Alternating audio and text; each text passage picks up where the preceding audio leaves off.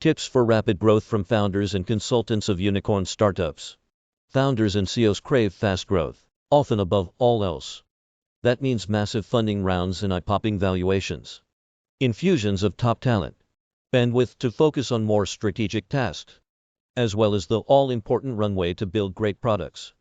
Get them to a larger market and scale the company to unicorn status of over $1 billion and beyond. But before you can reach that, you and your ragtag team must overcome great odds and obstacles. There's finding product market fit, recruiting your core team, managing your meager finances effectively, finding your first few customers, creating recurring revenue, getting earned media, among others. And perhaps above all, in a sea of ever-changing priorities and pivots, there's knowing what to focus on. Few true entrepreneurs take a straight path to success. Failures, mistakes, and pivots are unavoidable in building a successful business. Of course, only a small percentage of startups are able to catch the wave of fast growth and raise a Series A round. An even much smaller percentage reaches unicorn status. So, what are the secrets of those founders who overcame great odds, wrong turns, and lots of dead ends to push through to success? And what have they done during COVID-19 to get through the worst kind of disruption, to continue, even accelerate growth? I spoke with 3 CEOs of companies that achieved unicorn status and a unicorn whisperer for my Commander-in-Chief podcast to learn how they did it. Here's what they shared. If you take a look and follow the majority of the success stories, there's one thing that repeats itself in all of them. They all talk about culture. You hear it again and again. Once the game is over and a big success, you don't hear much about it when you're climbing the greasy pole. I've been through 3 crises, 2000, 2009, and last year. You have to surround yourself with amazing people better than you who can be the CEO of what they do, who can challenge you. You humble and mentally strong enough to listen because CEOs are alone. To balance your life, you need to pause, take time off, zoom out. If you're not surrounded by strong people, you'll be lost. You'll be pulled down all the time and you won't be able to breathe. One of the problems for startups is, when they create the core DNA, it gets diluted when they grow. When you have a strong core, no outside force can change it. It becomes like a magnet. Assume that you may not know anything. The first 3 to 4 months, you're just going to learn. The problem we wanted to solve was 3 to 4 orders of magnitude more difficult than we thought. My Army unit's motto is, talent, commitment, and passion make the impossible possible. There were so many times when we were facing an impossible situation and found a way to solve it.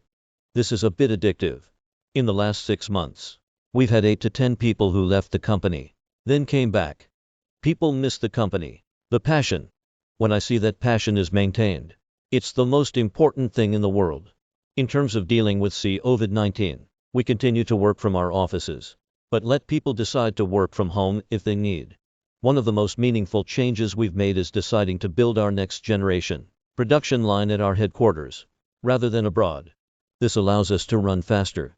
The first 4.5 to 5 years there was no revenue. We almost shut down 3 times. It was very hard work to survive. Today, we have 18 offices around the world, with $1 billion in revenue. That's what's shaped our culture since. The very first people who don't choose your vision or your company. They choose you. What truly matters is the culture you establish in the very beginning. For us, our secret sauce is how we think about people. We have 1,700 employees now, 1,700 co-founders. I want to be open and transparent to let anyone ask anything. In terms of adapting during COVID-19, we're committed to a hybrid model where it makes sense.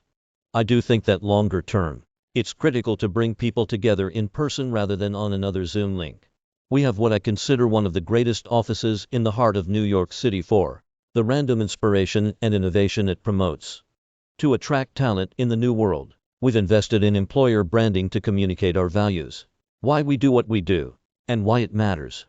Remote work will also be the best thing in recent years to foster diversity.